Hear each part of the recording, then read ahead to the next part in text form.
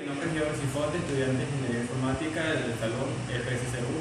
El día de hoy vamos a hablar sobre los distintos temas que acabamos de apreciar, como en primer lugar, cómo se diferencia el sujeto y el predicado en una preposición, a qué se le llama término en una preposición, tipos de términos, según la entidad y según la referencia del sujeto. Los ejemplos de una preposición, identificando el sujeto del predicado, tiene lógica de predicado, símbolos, reglas de formación. ¿Okay? En primer lugar tenemos acá lo que es cómo se diferencia el sujeto, el predicado de una preposición. Para esto debemos entender que es el sujeto es de quien se habla o a quien se refiere dentro de una oración marcando la preposición. Y tenemos la preposición que es a lo que se refiere, que marca lo que está haciendo, afirmando de manera positiva o negando lo que el sujeto está haciendo. Un ejemplo de ello sería, los gatos duermen. Como podemos ver acá, el sujeto podría ser los gatos, vendría siendo el sujeto. Acá duerme mucho, vendría siendo la preposición. ¿Okay? Otro ejemplo de ello sería, la tecnología avanza constantemente. El sujeto en este momento sería la tecnología, avanza constantemente sería la proposición. Okay. Como punto número 2, ¿a qué se le llama término en una proposición? El término se refiere a algo, de una proposición. El término también puede identificarse como objeto, como sujeto, de cualquier distinta manera. ¿Qué se llama? Okay, términos. Tenemos acá tipos de términos según la cantidad y según la referencia al sujeto. Como bien lo habíamos dicho en el punto anterior, a término se puede utilizar como sujeto, refiriéndose a algo, como un objeto también, dependiendo de sus características. Tipos de términos según la cantidad y según la referencia al sujeto. Tenemos el término universal, que también se puede referir a cosas en mayor cantidad, como ejemplo sería todos los estudiantes, refiriéndose de manera universal. Tenemos refiriéndose al sujeto de manera concreta, que se refiere a algo, por ejemplo, algunos estudiantes, o el singular, el estudiante, el sol, el árbol. Un ejemplo de ello sería también así. También tenemos, para referirse a algo, por ejemplo, la casa,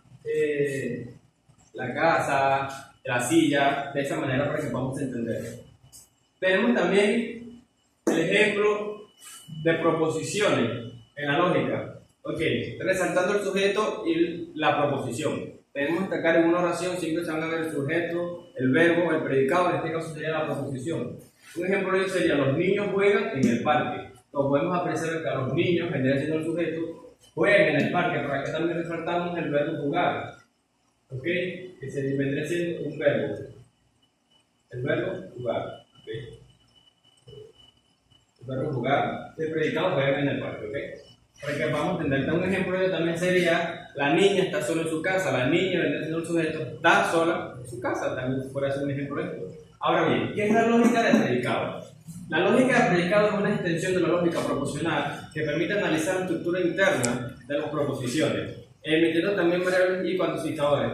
Esto para permitirnos, para la redundancia, entender más a fondo y afirmaciones más complejas. Esto también se utiliza en lo que es la matemática, la filosofía y la tecnología computacional. Tenemos aquí símbolos utilizados en la lógica del predicado. Como podemos apreciar acá, tenemos el primero, la A, que es universal para todo. Tenemos la E, que es existencial, por lo menos existe una al menos en una proposición. Tenemos estos símbolos que pueden apreciar acá. Tenemos la primera, que es de negación, no, por ejemplo, no tengo hambre. Tenemos la conjunción, que es y. Si yo voy que, por ejemplo, y si pasa esto, tenemos acá la disyunción o voy para mi casa. Un ejemplo de ello. Tenemos la implicación, sí, entonces, tal. Por ejemplo, si yo estudio, entonces pasaré el examen. Tenemos la doble implicación, sí y solo sí. Si yo estudio, sí y solo sí. Por ejemplo, yo paso el examen, sí y solo sí estudio. Tenemos acá esta, que es la predicado aplicada a la X, como podemos apreciar acá. Ahora bien, ya para concluir tenemos las reglas de formación. En primer lugar tenemos la aplicación del predicado en términos. Si P es un predicado y A es un término, entonces P y A es una fórmula. Tenemos la segunda, uso de cuantificadores. Si PX es una fórmula, entonces esta fórmula que ven acá también. Vuelvo y repito, si BX es una fórmula, entonces esto que ven acá también es una fórmula. AX, PX y EX también son una fórmula. Tenemos el número 3, que es la construcción con conectores lógicos. Si F y G son fórmulas, entonces negación F